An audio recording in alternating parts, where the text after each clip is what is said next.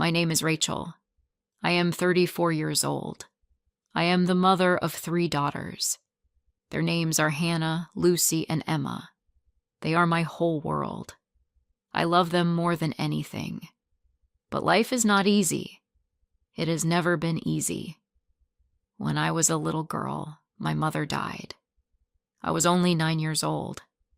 After that, I lived with my grandmother. She was kind, but she was also very old. She passed away when I was 16. I met my husband when I was 19. He was funny and sweet in the beginning. We got married quickly. At 20, I had my first daughter, Hannah. Then came Lucy. Then little Emma. But when Emma was only a baby, he left us. No note. No phone call. He just disappeared. He never sent money. He never asked about his daughters. It was like we never existed. Since then, I have been alone. I do not have family. I do not have friends who can help. I live in a small apartment. The building is old. The walls are thin. The heater is weak. Every month I pay rent. Every month I worry. I do not have a good job. I do not have a college degree. I do not have many choices. But I am strong. I never give up. I work as a taxi driver, but I do not own a car. Each month, I rent a car to drive. It is expensive. After paying for the car and gas, I have little money left, but I still drive. Every day, every night. Some people are kind. Some people are not. Some people smile and say thank you. Some people shout. Some people don't pay. Some leave trash in the back seat. But I do not stop, because I must earn money. I need to buy food. I need to buy clothes for my girls. I need to pay rent. I need to keep the lights on. Sometimes I drive until midnight. Sometimes I drive while I am sick. Sometimes I drive when I want to cry. When I come home, my girls are already asleep. I sit beside them. I look at their faces. They are so peaceful. They are so beautiful. I kiss their foreheads. I whisper, I love you. Every night I promise myself, one day life will be better. One day my girls will smile more. One day we will have more than just enough. But one evening, something terrible happened. It was very cold. The sky was dark. The wind was strong. The rain was heavy. I picked up my daughters from school. Hannah, my oldest, sat in the front. Lucy and Emma sat in the back. Mom, I'm cold, little Emma said. She was only 5. Her voice was soft and tired. I know, sweetie, I said. We'll be home soon. I turned on the heater, but the car stayed cold. The roads were quiet. There were no other cars. The lights were dim. The road was wet and icy. I held the steering wheel tight. My hands were shaking. My heart was beating fast. Then, a flash of light. A loud noise. A terrible crash. Pain. Darkness. I woke up to a white ceiling. I heard a beeping sound. I smelled medicine. I was in a hospital. I tried to move, but my body hurt. I tried to speak, but my throat was dry. Then I remembered. My daughters. Where were they? I whispered, Hannah, Lucy, Emma. A nurse came to me. She had kind eyes. Don't move too much, she said. You were in an accident. My daughters, I whispered. Where are my daughters? She touched my hand. They are here. They are safe. Tears filled my eyes. I wanted to see them. A few minutes later, the door opened. 3 small girls ran into the room. Mama, they cried. They hugged me. They kissed me. I cried. I held them tight. The doctor came in. He looked serious. You have a broken leg, he said. You need surgery. You need time to rest. But I can't rest, I said. I have to work. I have to pay rent. The doctor looked sad. You need to heal first. Then I remembered something worse. The car. I rented the car. Now it was destroyed. But that was not the worst part. I hit a very expensive car. The owner wanted $20,000. I had nothing. No savings. No help. I covered my face. I cried. My daughters held me. They cried too. I was broken. I felt small. I had no hope. The next day, something happened. Something I never expected. A nurse came into the room. She had a newspaper in her hand. There was a picture of me and my daughters. Your story is online, she said. People are reading it. What story? I asked. Someone shared what happened to you. Many people are talking about it. They say you are brave. They want to help. I didn't understand. Why would strangers help me? But soon, people started sending money. Not a lot, but it helped. We had warm food. We had clean clothes. We paid the rent for that month. One night, I got a phone call.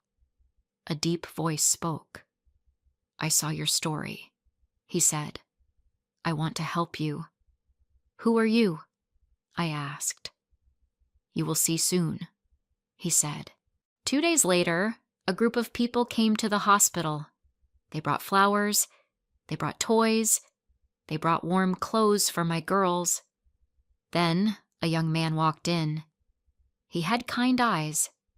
He looked at me and smiled. You don't know me, he said, but I know you. I was confused. Why do you want to help me? He smiled. Because I can. I started crying. I don't know what to say. He touched my hand. You don't have to say anything. The young man sat beside my hospital bed. He was quiet for a moment. Then he said, Your story touched my heart. I read it, and I could not forget it. I talked to my team. We want to help you. I looked at my daughters. They were sitting in the corner of the room, playing with their new toys. They were smiling. They looked warm, clean, and safe. For the first time in a long time, they looked like normal children. I turned back to the man. Why me? I asked. There are many people like me. He nodded. Yes. But I saw something in your eyes. You didn't ask for anything. You didn't beg. You just fought every day to take care of your girls. That kind of strength. It should be supported. I didn't know what to say. I had always worked hard. I had cried alone many nights. I had suffered in silence.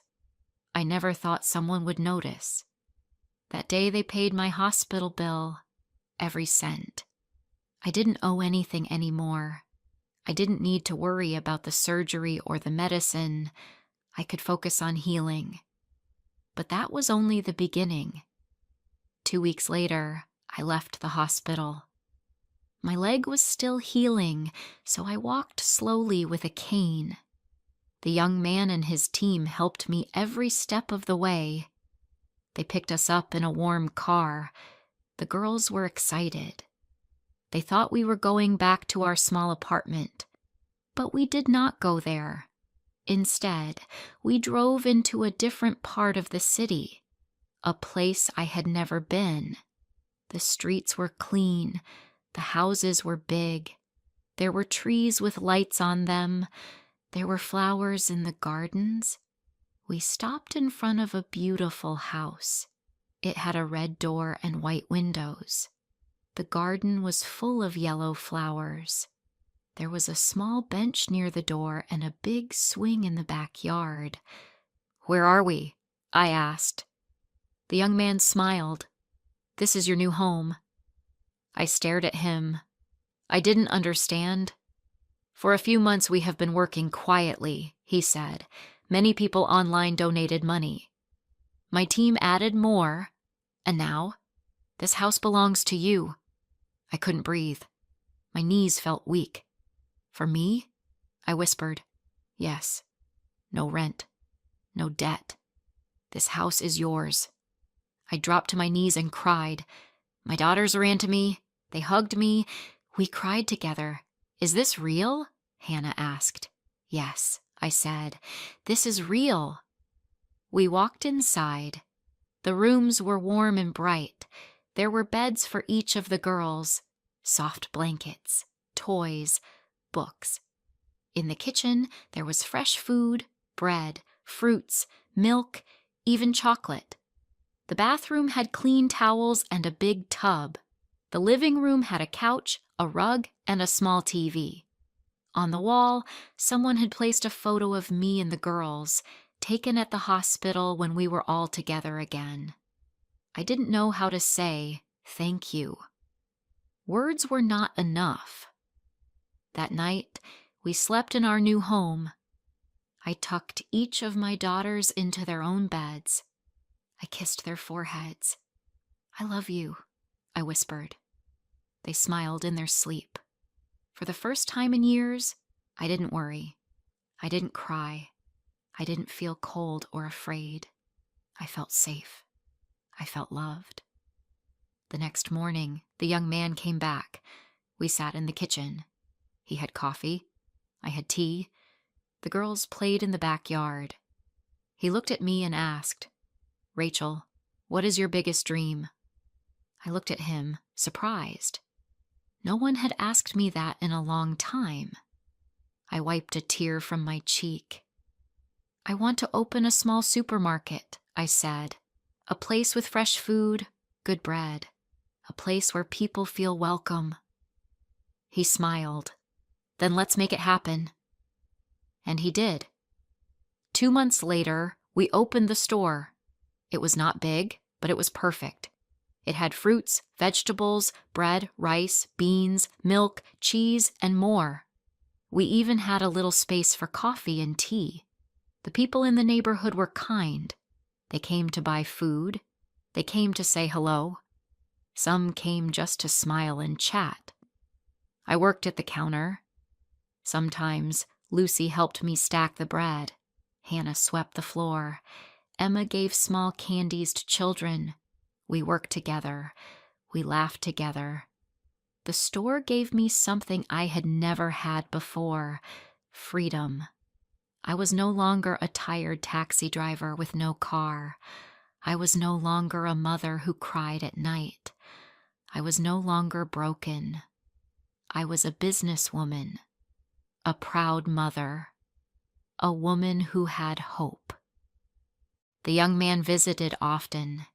His name was Daniel, I learned.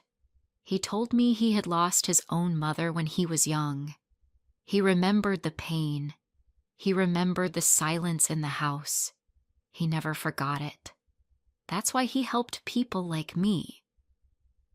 One evening, I asked him, "Why didn't you tell me all this before?" He smiled. "Because this story is not about me. It's about you. You are the hero." His words touched me deeply. Months passed. The girls grew. They went to school every day. They made friends. They smiled more. Emma drew pictures of our house. Lucy wrote stories about our store. Hannah helped me with the money and numbers. We were not rich, but we had enough. We had peace. We had joy. One day, I found an old photo in a box. It was from the time before the accident. I looked at my face. I looked tired. I looked worried.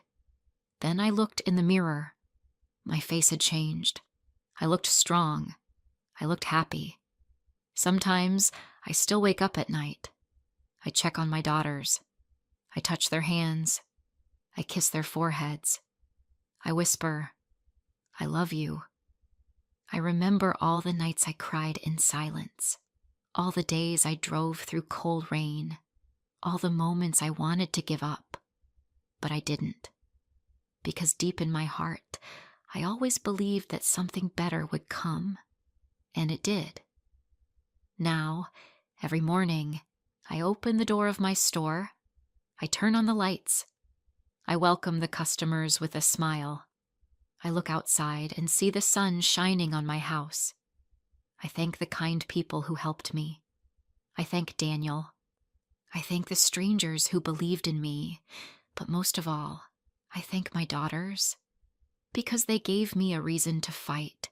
They gave me a reason to keep going. This story is not just mine. It is ours. We started with nothing. Now we have everything that matters: a home, a job, and a happy family. And I truly believe, that even in the darkest times, kindness and hope can change everything. If this story touched your heart, don't forget to like, comment, and share. More emotional and inspiring stories are coming soon.